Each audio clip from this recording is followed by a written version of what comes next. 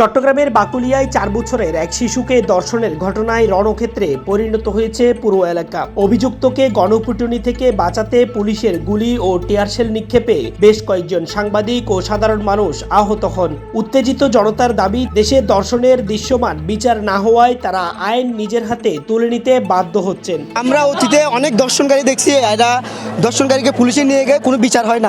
ধর্ষণকারী পরবর্তীতে বের হয়ে স্বাধীনভাবে ঘুরে, কিন্তু ধর্ষণকারী মান সম্মান নিয়ে এলাকায় থাকতে পারে না। ধর্ষণকারী ঠিকই প্রকাশ্যে ঘুরে বেড়ায়। আমরা চাই আমাদের সামনে ধর্ষণকারী বিচার হোক, প্রকাশ্যে বিচার হোক। আমরা পুলিশের হাতে ধর্ষণকারীকে তুলে দিব না। আমরা এখানে যেখানে ঘটনা ঘটছে সেখানে আমরা ধর্ষণকারী বিচার চাই। এটা আমাদের একটাই দাবি, আমরা ধর্ষণকারী বিচার আমরা এখানেই। পুলিশকে বাধা দেওয়ার চেষ্টা করতেছে। আমরা যদি পুলিশের হাতে যদি দর্শককে যদি তুলে দিই, পর আবার দর্শককে আবার সে টাকা দিয়ে ছাড়িয়ে দিবে, টাকা খাওয়াবে, ছাড়িয়ে দিবে 2 দিন পর। আমাদের বোন মাদ্রাসা যায়, স্কুলে যায়, তাহলে আমাদের থেকে সচল থাকতে হবে।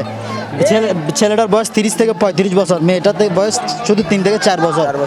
চট্টগ্রামের বাকুলিয়া চেয়ারম্যান ঘাটা এলাকা, মাত্র 4 বছরের শিশু ফারিহা চকোলেটের লোভ দেখিয়ে ফুসলিয়ে যাকে পাশবিক নির্যাতনের শিকার হতে হলো। সিঁড়িতে অচেতন আর রক্তাক্ত অবস্থায় তাকে উদ্ধার করে স্থানীয়রা ভর্তি করেন চট্টগ্রাম মেডিকেল হাসপাতালে। সেখানে শিশুটিকে দেখতে যান চট্টগ্রাম সিটি কর্পোরেশনের মেয়র ডাক্তার শাহাদাত হোসেন। এ সময় শিশুটির খোঁজখবর নেওয়া শেষে তিনি বলেন, শিশুটি এখন আশঙ্কা মুক্ত। যেখানে বাচ্চাটা ভর্তি আছে সেখানে দেখতে গেলাম, বাচ্চাদের সাথে বাচ্চার মাও আছে।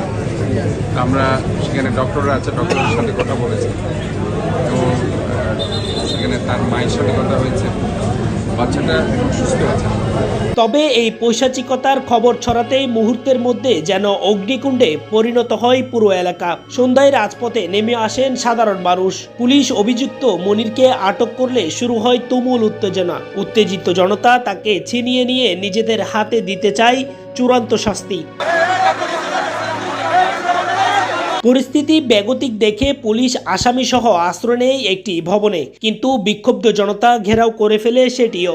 রাত 7:30টার দিকে ভবনের গেট ভেঙে ভিতরে ঢোকার চেষ্টা চালায় বিক্ষোভকারীরা। চারদিক থেকে ধেয়ে আসে বৃষ্টির মতো ইট পাটকেল, ভাঙচুর ও আগুন দেওয়া হয় পুলিশের গাড়িতে। ইটের আঘাতে আহত হন সাংবাদিক, পুলিশ সদস্য সহ বেশ কয়েকজন। টানটান উত্তেজনার দীর্ঘ 6 ঘন্টা। মধ্যরাতে সাউন্ড গ্রেনেড, টিয়ারশেল ছুড়ে পরিস্থিতি নিয়ন্ত্রণে আনে পুলিশ। আইনি প্রক্রিয়ার সাথেই অভিযুক্তকে উত্তেজিত জনতার হাত থেকে রক্ষা করতে বাধ্য হয় আইন শৃঙ্খলা বাহিনী। আইন নিজের হাতে তুলে না নিয়ে ধর্ষণকারীকে পুলিশের হাতে তুলে দেওয়ার আহ্বান জানাচ্ছে আইন শৃঙ্খলা বাহিনী। তবে অতীতে প্রকাশ্যে কোনো ধর্ষণকারীর বিচার না হওয়াতে অনেকটা বাধ্য হয়ে রাজপথে নেমেছে বিক্ষুব্ধ জনতা। ইরফানুল হক, ATN বাংলা, চট্টগ্রাম।